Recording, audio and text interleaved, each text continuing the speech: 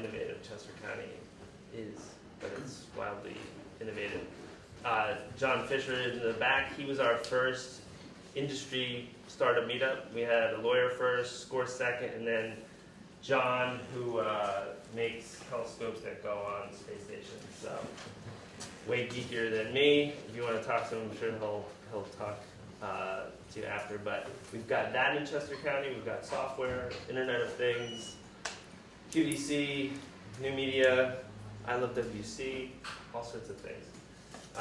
Next week, I wanted to say that we had 52 startup meetups in a year, so next week we're going to do something, probably a year-end wrap-up and maybe really early drinking. So, does that count as a startup meetup? Sure. We'll all prognosticate about what's going to happen in 2015. Thanks to the Chester County Economic Development Council for making this happen. Fox Rothschild, Goshen Group now is the sponsor of the lab. Igniter TV, 23 North, Mike and Jaron are doing the filmography and photography, and that's really has helped raise the profile by sharing people who speak here, Sean live streams, and all the videos. We have to do a little cleanup, but almost all the videos.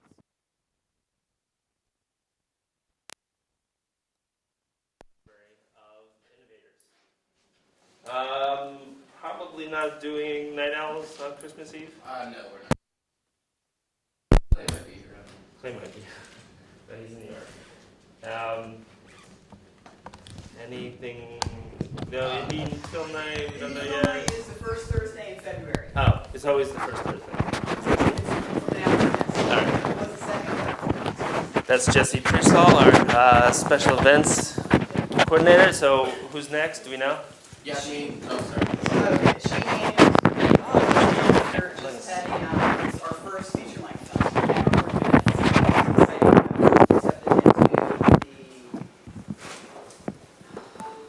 I think it's the like National Association of Black Filmmakers film fest. So good, like exciting, but Cool. feature length, and that will be. He's a local guy. It's cool. Oh, and so you were talking about the new year. Until March? We are booked until April. That's insane. Yeah. So who's first in January? Yasmin is on the 6th, and she is the president of, or leader of Girl Develop at Philly, which is a program that helps girls learn development skills. Nice. And then Chao Chen from TFS Capital, and then Melissa Alam from the Hive. She's founding, or has founded, a all female founder co-working space. Okay, cool.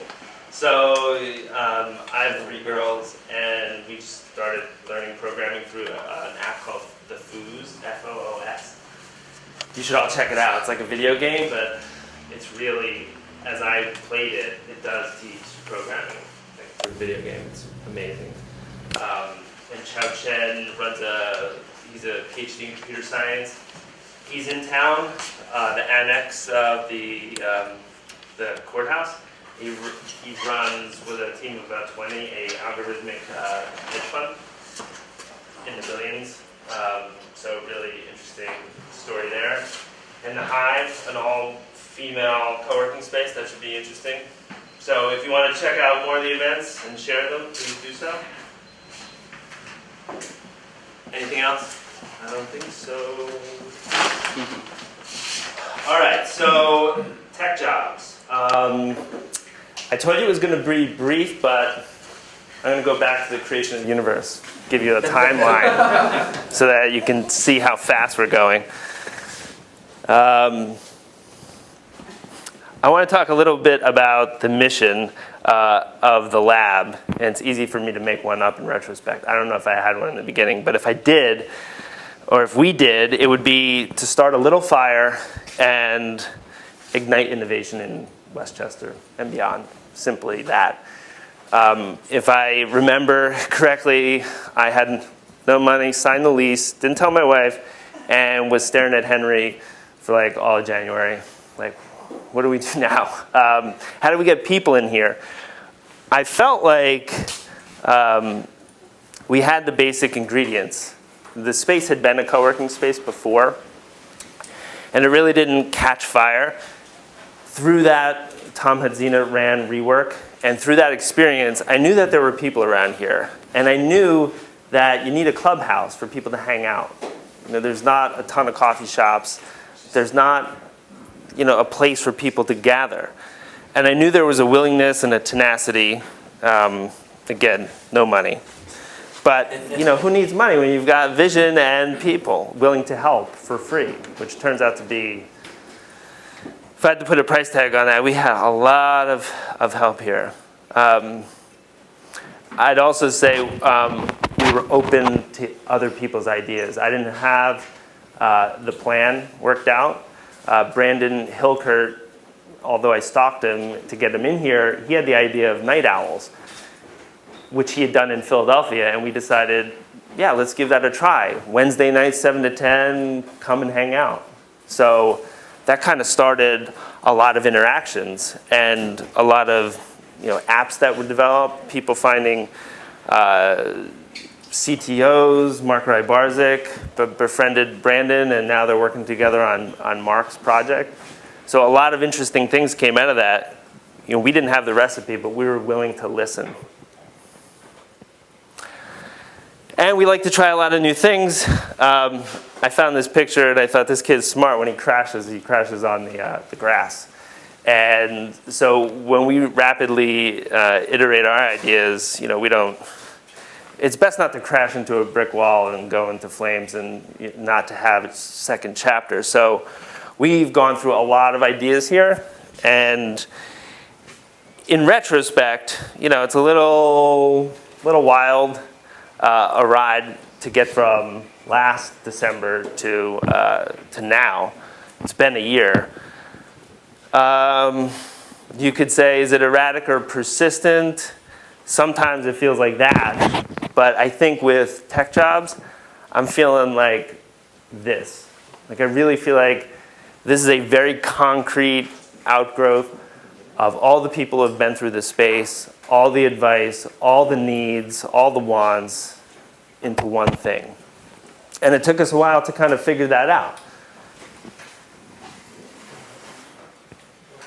So this guy's shape of his head is so unlike any others. I've seen him with hair. I don't know why he doesn't put the hair back on his head. Who knows who this guy is? Mark Andreessen. So founded Netscape and probably a whole lot of other things that I can't remember. But he came up with this phrase: software is eating the world. And you probably don't need to know what that, you probably know what that means, so I'm not going to explain it. But if you look at job ads or the headlines, you know that it's not going anywhere and it's transforming the world. So it's eating the world one tech job at a time, and the reality is there's a lot of open seats. The demand for development and technology, whether it's developers or product managers, people with vision, there's not enough developers. And we're going to talk, PJ and I, about how we think that Walnut St Labs can solve that problem. I mean, we know, disclaimer, we're not trucking in hundreds of people, and we're not capable now of attracting 1,000 new developers. But one of the key things, like I said, is being flexible, listening. And I listened to PJ talk about his experience at Starbucks one day. I think you just bounced in here one day and introduced yourself. And since I have a space in my heart for people who are local in Westchester, we had coffee, and it struck me that I didn't really know what tech recruiting was all about, or the insight that somebody could have who is talking to both a lot of developers and a lot of companies. And a friend of mine got bounced out of a corporation he'd been in for about 10 years, and he was kind of looking for his next opportunity. He was deep in the funnel and had an offer, and I thought to myself, I should have this guy reach out to PJ, because I realized that there's this insight that folks like PJ has that I had no idea about, to really understand the market and the needs. And so that was kind of in my head when I saw this ready-to-go WordPress theme that could be a job board. And within like 8 hours or 10 hours, I had basic thing up and running. So I'm going to turn it over to PJ for a couple of minutes to share a little bit about you, maybe introduce your team, and then we'll kind of talk about some of the features of the site, and then hopefully get some Q&A, and then pig out. Pretty tough act to follow. You're a cool cucumber up there. Hi, my name is PJ Velasky. I'm the principal and founder of an IT staffing firm called the Goshen Group. We're headquartered right here in Westchester. In fact, we're right down the street. And that's kind of how we came to know about Walnut St Labs. We'd walk up and down here to go to lunch, and we'd see this place, and I thought, wow, is that a furniture store, or what is that? They don't have much inventory. And then I started seeing the sign out front. I thought, what is this all about? And I came in, and it just had a very warm feeling when you walked in the door, and it was something unlike I had seen in Westchester. So basically, real quick, I just want to introduce my team. I've got David Burbank here, Justin Bolin, Kyle West, and Alex Frank. We have another contractor crew that works with us occasionally as well, but we're a small from the area. Goshen probably rings a bell. I live in East Goshen, and that's kind of the reason for the name of the Goshen Group. We work primarily with small to mid-sized companies in the tri-state area. We're really trying to make an impact here, in our area, and that's why, working with Chris has been so rewarding thus far. But we do work with companies of all sizes and across all industries. And one thing that they all have in common is they are having a big-time challenge identifying talent, especially around the development area. So, 10 or 15 years ago, if you didn't have a website, you weren't really on the map. The same kind of holds true now for market share. So, with that said, the talent pool for developers is limited. I think one thing that Walnut St Labs has done is really create a fun and interactive gathering place for the development community, which is why we're really excited to be involved. Our goal really is to develop long-term relationships with clients we work with, candidates we work with, and having a place like this, it's unique to our area, and we're really excited to be involved. It's more than just us trying to make placements. It's really one of the things that we try to do and go above and beyond is to consult with people that, like Chris had mentioned, you might not have looked for a job in 3 years. The market's changed. We're out there every day. We're talking to clients. We're talking to candidates. We know the marketplace, as well as anybody else probably does, and we can offer that kind of advice. And we have candidates that are always asking us about what should my salary requirements be? How do I negotiate this? And we've spent hours with candidates. Alex, right? We just placed a gentleman recently. These guys combined probably spent 5 or 6 hours individually with him, just trying to make him understand what his value is, what his future is, evaluate his current and prospective opportunities. So that sort of thing is really what we're about, and that's why we feel that this partnership just makes so much sense. So we really appreciate you offering this to us, and Yes. I look forward to this is going to be great for our community, the economy, and just seems like a win-win all around. Well, thanks for being part of it. One of the things that you said that you didn't explicitly offer was that counsel. Like when you're planning a career or a job change, to have somebody to talk to is immensely valuable. It's kind of like the office hours concept here. If you can talk to a senior level Ruby person, you're building a Ruby app, 15, 20 minutes can save you a lot of time. So when you're planning a career move, or what do you want to specialize in, you want to do big data, analytics, data science, talk to somebody, and now you and your team will be part of this community and you'll have access to that. And so please kind of share that news. And so we'll talk a bit about the product and what makes us different. So like we said, we're not going to truck in new developers. We've got to work. We've got a lot to do just in our area. So I think of Wilmington to Kennett, Exton, Malvern, that area, we really want to specialize in that. And I'm open to being told that this is not new. Is there any truly hyperlocal software job board or tech job board? It's like Monster, Dice. Craigslist. Yeah, Craigslist. Do people still post jobs on Craigslist?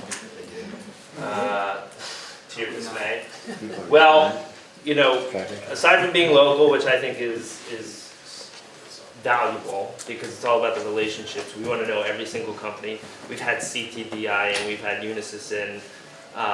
We know a lot of the startups in the area, and we're making it free to post small jobs. I get asked a lot, Kevin too, everybody in here, do you know somebody who could help with this? Do you know somebody who could help with that? Well, now there's a place where all that stuff can happen.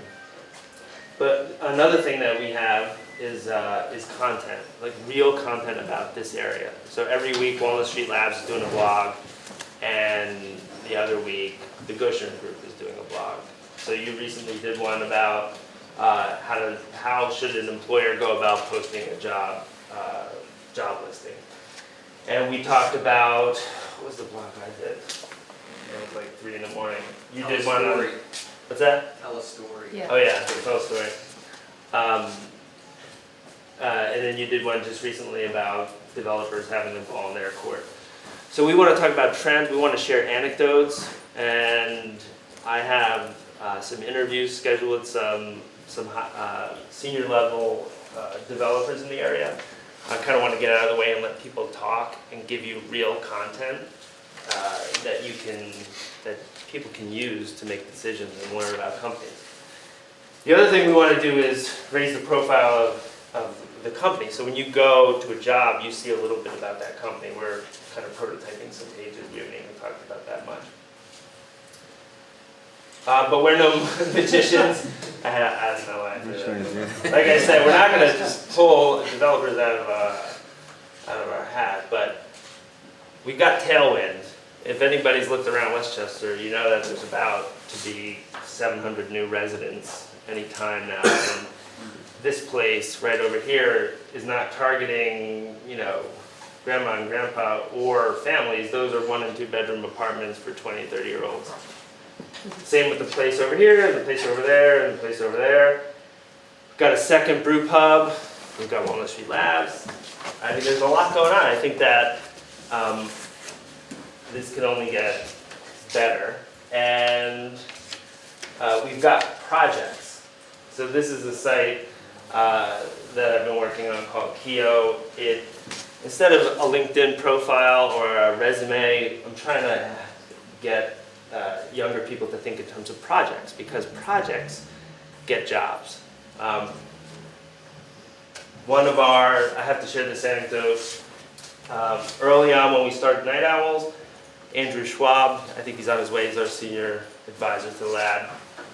He came in and said, listen, I have this idea for the first company in the incubator at Walnut St Labs. All you need is an Android developer. And I've never met an Android. I hadn't yet met an Android developer. And I thought, well, great, it sounds like a great idea, but where am I going to find this person? So the next day, Mary Fisher's nephew comes in, and he had one Android app under his belt. He was about 24. And I asked him, hey, do you want to help us out for almost no money, but it's going to be a great project? And he said yes, and he worked with us for about 5 months and pulled off an awesome app. It's called Airshade, and it's available on Google Play. And he wasn't too satisfied with his current job, so that's probably why he threw us a ton of his extra time, but he ended up applying for a senior Android development position and got it after he pulled out his phone and showed them what he had done, like a project. And so Wilhelm, is he here, Wilhelm? He said he was going to be here. Damn intern. So he's a junior. He's a math and computer science major at Westchester, and he had, I don't even think he has a LinkedIn profile, but I gave him the test. I said, throw some projects on here that you're working on, and he didn't put anything that he was working on. I said, Wilhelm, you're customizing tech jobs. He's got his own Geek Out Day website, and he's hacking this website with Ruby. I just threw him in the deep end. And those 3 projects will get him a job. He could probably start doing some decent per hour work right now. So as I look forward, the discussions that we've had is we could take a lot of students from the university, give them real world experience, and fill these positions. You know, it's all junior stuff, but that's not, from what I understand, it's not really happening now. There's not the Drexel model. But in 4 to 6 weeks, you could come here. Wilhelm's been here 6 weeks. I came in one day and I found his resume on my computer. He's doing an internship, but there's been no paperwork filed. I think I did have him fill out a 1099. Cut that out of the video. Yeah. He's illegal. Areas inherited. So that kind of stuff happens. I've had 10 interns, and I hope to have more. So that's something that we're thinking about doing. And the other thing that happens, if you're hanging out here, you're getting exposed, inspired, educated, and trained on new technology. Michael Raber over there, he was our 4th or 5th startup meetup speaker. He left the corporate world and started innovating, and most recently launched Boxley. And he came in on Thursday. He's doing a demo, a pilot here with a bunch of folks to get feedback on his new product. But that's the kind of thing that you'll bump into. You'll have the opportunity to see companies or technology being born, and that's inspiring. And we think maybe even if we, and Michael, you put this idea in my head a long time ago, of doing a little class, because you're on your iOS development framework. If we can be a place where we offer training on really cutting edge stuff, then we can take the existing talent pool and bump them up a little to fill those positions. So that's something that's really concrete that we can do soon. And now that we're moving upstairs, in a week we'll have more space.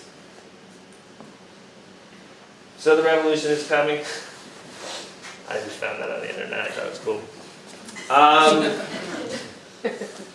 And it's all ones and zeros. So, does this make sense? Anybody? Yeah. Yeah. Yeah. Thank you. Because we just make stuff up here, and we need people to tell us whether we're completely off the mark. But I don't think this guy would have gotten into partnership with us if we were totally insane. So, who's got a question or a comment, or you just want sugar? Jeannie? I have a question for you. Do you also make available jobs in the IT, with IT corporations that might be HR, marketing, other types of jobs, but they're in the IT realm? Do we create them or do we No, fill? do you, since you're a staffing company, Right. are you aware of those, or do you help Oh, yeah. search for those too? We specialize in the IT space, Okay. so primarily application Developer, development or project management, a lot of infrastructure, design and support. I mean, depending on what our clients need, we do go outside of that, some sales engineering, some things of that nature. We could find you a forklift operator if you needed one, but that's not our specialty. But, a lot of times, once we've done a good job with a client, they'll continue to, That's what I was thinking. expand Okay. on what they need. The site, though, is going to focus mostly on development for now, because that's where our client base is. Michael? I'm looking for people that know specifically After Effects and Cinema 4D, and those are like creative applications for animation, things like that. So, I would like to post on there if it's, appropriate. Just wondering. Yeah. Well, yeah, you're part of the community and that's a need. So I think that makes sense. It's digital. And since you're sitting next to Travis, I'm going to use that as a segue. You're looking for an intern in your technology company. And so we're making space for companies to post internships. And I'm not running a live, I'm not going to demo it, but if you go to the site, there's an area for, it's called resumes, or I think we changed it to profiles. And we're reconfiguring that to match the Keo thing where there's projects. So we want to encourage a lot of the students and a lot of people starting their careers to get on there and list their projects, not just to be found by a recruiter, but maybe to be found by somebody who needs a little extra help on the side, because the side project is so critical to continuing to learn, and there's always time to kind of throw yourself into a little project. So if you have any of those needs, you can also post. And I think we have a code so that it's free, so let us know, and we'll give that to you. So you can head over there too, Michael. Chris, if I can just add to that real quick. If you're, a junior developer or new, to the workforce, and you've got experience on your resume, the projects that Chris is talking about carry so much weight because they're tangible. I mean, a resume is a piece of paper. You can list your skills on there, but when it comes down to when you get in the door for an interview, if you're able to speak about projects you've actually done, that takes you so much farther. And I think, having it in the profile section, not a resume, but profile, I think that's really the direction we're moving in, is something that people can actually touch and feel. You could actually, drive it around a little bit. Gives a prospective employer a lot more to go on than just, a paper resume. Yeah, and it makes me think of, I wish Henry was here. He's in Switzerland at the top of the mountain in the Alps. But last year, he started just about now, came from Carlino's, had no computer programming experience, had a couple of acting classes at community college, and he can build apps from the ground up. So in a year, kind of hanging out here and being fueled by coffee and working over the weekends and just absorbing what he can, he picked up some really awesome side work, making a ton of money, and then he decided to go to Switzerland by himself, and he's literally at the top of a mountain. I'm a little nervous that he's going to come back in one piece, but so that's another cool story. Yeah, with the Internet of Things and wearables really just going at a rocket pace, where do you see that in the job market? Like, for example, we need FPGA programmers. Is that going to be something that you'll specialize or add to the repertoire, or is hardware and software still separate?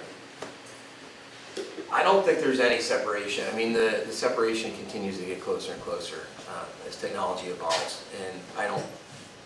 It just seems like everyone needs to interact and work together in today's work environment. From our perspective, we have to constantly be learning, new skills, new technologies. As a developer, that's your job, is to always be staying, ahead of the curve. And from a recruiting perspective, it's even more challenging for us because, I won't lie, we're not as smart as a lot of developers. So for us to keep, pace is challenging. And, for us personally, when we have clients that have needs, we just dig in and we learn it.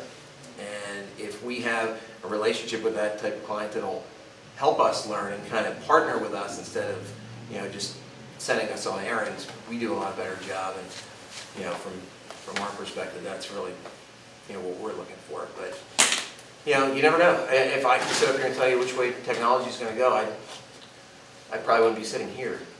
But, your guess is as good as mine. What kind of developer do you need? I don't even know. FPGA, field programmable data rights. In other words, the firmware that goes into your device. Everything is computerized now. You can access, your thermostat. Well, someone had to program that, and it's not in C, you know, it's not in Ruby on Rails. It's Verilog, something from Xilinx. So every piece of hardware is going to have a bit of code. And recently, they actually just put their first ARM in their FPGA. So there's Linux sitting, a computer that's this big that you can program in Linux that will talk to the world. And so how are you going to fill that position? What do you? My way now is to call friends. And this is a great area for the boomerangers. People that went to Drexel, Temple, Villanova, couldn't find a job here, went down to DC, and they hate the traffic. So like me, they come back and boomerang back to their home.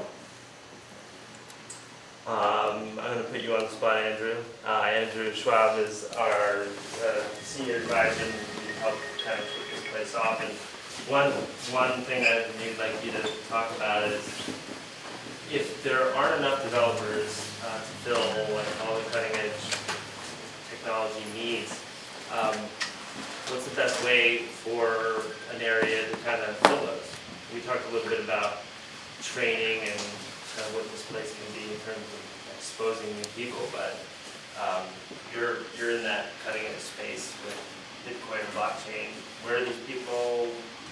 Where are you finding people to help? Well, it's probably no surprise to you that Philadelphia is a tough area to find people that are top talent because they kind of get poached really quick to other places. And if they happen to have family, that's when you actually end up being able to keep them locally. But my experience is that I often take substantial risks and find the diamond in the rough person out of school, and I invest heavily in that person to make them who I think they can be. Now, what's interesting about embedded systems type of technology like you're talking about is that we've got a neat culture growing around people who are hacking Arduinos and Raspberry Pis and stuff like that, which is not quite at the level you're looking for. However, it should give you the basic building blocks of if somebody's DNA is loving that type of technology, then they're probably the right type of candidate to evaluate, training them. And spending the money to say, hey, I want to bring you on board. I know you're not up to speed yet, but I'm going to spend money on you to give you education.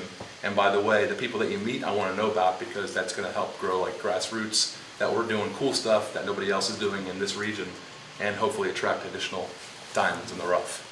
So that'd be my 2-cent answer. And that goes back to what Tech Jobs is, if we can help Walnut St. Labs, if we can promote companies that aren't maybe promoting themselves to the greater community, you'll have people saying, wow, I didn't realize there's a big Internet of Things company in Exton that just sold for $120 million. Like, wow, maybe I'll go over there and intern. Or maybe we'll call them up and say, hey, do you need any interns? We had CTDI here last week. They said, yeah, we could really use a lot of interns, but like, we don't even know anybody over at Westchester University. I was like, what? Like, there's a huge opportunity there. And so we want to use your connections and to kind of start filling that, because that could be have a big impact, just to understand what's available. Any other questions, comments? Ben? In my program, I just finished my master's program in May, and part of IO psychology is like staffing and selection and stuff like this. So there's something that's called like a purple squirrel. Basically, it's like a need within either corporate America or really any scene that has a need for jobs, but a lack of people to fill that position, and generally an expectation that supersedes the experience that's available. So you have a lot of developers that have a lot of opportunities as to like what job they want to pick, and I think that's why they get poached, because there's a lot of people coming after them. But there's also a lot of employers that aren't willing to settle beyond something that is unattainable at this time, or perceivably unattainable at this time. Do you feel like at some point employers are going to understand that the need to fill jobs is more important than their kind of unattainable standards? Like, if you have a developer that's young and talented but doesn't have 10 years of experience. I certainly hope so. The elusive purple squirrel, or the unicorn, is it's a job description. It's like a child's Christmas list. It's A through Z, and I think a savvy hiring manager, and it goes back to corporate culture as well. And not to piggyback off what this gentleman just said, but the ability to evaluate talent as of some core competencies, and then this person's ability or perceived ability to learn new technology and their passion for that technology. That should really come into play when hiring new people, and you are investing in them, and that is something that can be embedded in that employee, and engenders some loyalty as well. So looking outside the box a little bit and evaluating people based more than on their resume and a job description, and really evaluating a person and what their goals and possible abilities are is really important. And I think we're moving towards that, especially in the climate we're in now. One small follow-up, a lot less shorter question. Chris and I kind of or you shared an article with me about hackathons and how they've really lended to the local infrastructure of local economies and stuff. Would you be interested in co-hosting a hackathon with us and then kind of figuring out who's young and interested in development? Hackathons are something that we're really committed to participating in. Cool. It gives us an opportunity to be more involved with the developer community. So, and it does have great opportunity for the economy as well. So yeah, we're totally into that. You. All right. Question is, do you have any intentions, or is it already part of your plan to help educate customers who are looking for hires, to let them know that there's a lifespan of a developer, and that you should always have your radar up, as opposed to let me fill this hole and then stop worrying about it? Talk about that a little bit. Well, really at this point, we suggest that people typically need to make a career change every 3 years or so in the IT field. Being in one spot for 8 to 10 years, just you don't get the availability to learn new technologies and strengthen your skill set by staying in one place. So, we are constantly having that conversation with our customers that just because you put something in place today, you can't just walk away and forget about it. As soon as a talented developer gets bored, they're looking. Really today's developer wants to be working with the latest technologies, the smartest developer team around them, and cool projects, things that are impactful. And once you lose that edge, there's so many opportunities available to these folks that they will go to greener grass, so to speak. So to have that conversation with our clients and let them know that continue to push the envelope and expect some turnover. It's you can't avoid it. Just do the best you can when you have, and get as much out of it as you can. And you talked to me about culture too, getting them to kind of build a culture that keeps people. Are companies open to being critiqued on culture? I think most companies that have developed a strong, corporate culture, they know it. The ones that don't, they don't see it, and they may fall back on, well, this is what we do. This is who we are, and you need to evolve. You have to evolve, and the ones that do get the best talent. And I think there's so much that goes into a good career opportunity. It's not just your salary or your benefits or your 401k plan. I mean, it's all these other things. It's really, am I learning? What am I doing? The people you want in your organization are the ones that are passionate about what they do. They're problem solvers that are excited to come to work and make a difference. If you're not challenging them, maybe we'll find a challenge somewhere else. So you need to be aware of that at all times, and make any strides you can to move in that positive direction. It was interesting how you followed up with that question. You know, the interesting thing is, if the mindset of filling a tech position is just because somebody left and you're in crisis mode hiring, which makes it extraordinarily difficult to find the right person, which is why, in my opinion, always have your radar up. And sometimes that needs flexibility of budgetary planning, because sometimes you have overlap, and that's kind of a good thing to plan for.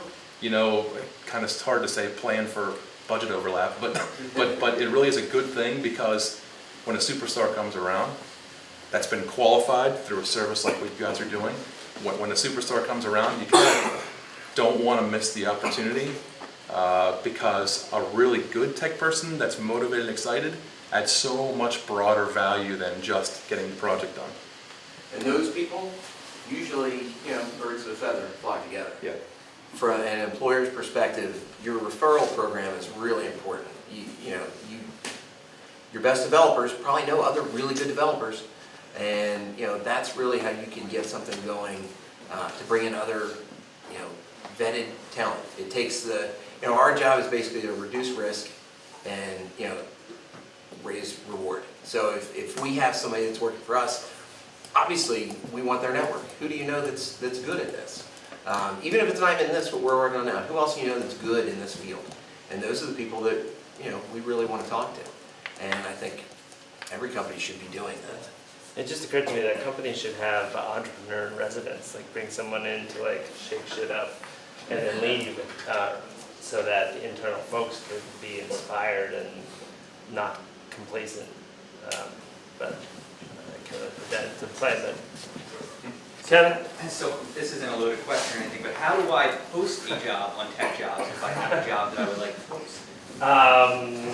You go to techjobs.walnutstreetlabs.com and click on post a job.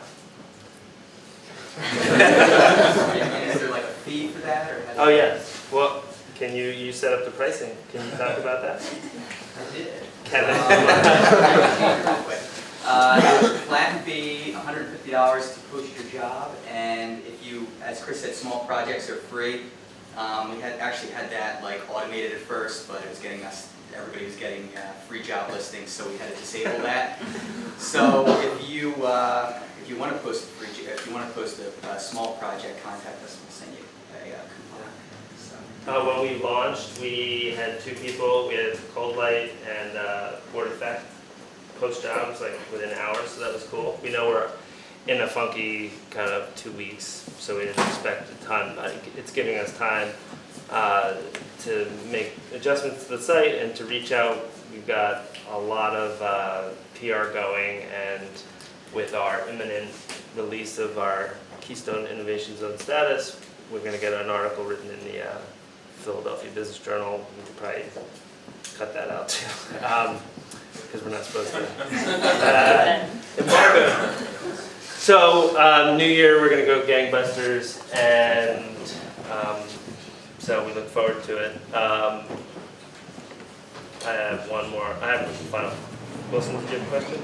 No, I wasn't going to ask this question, but I figured since you singled me out. Okay.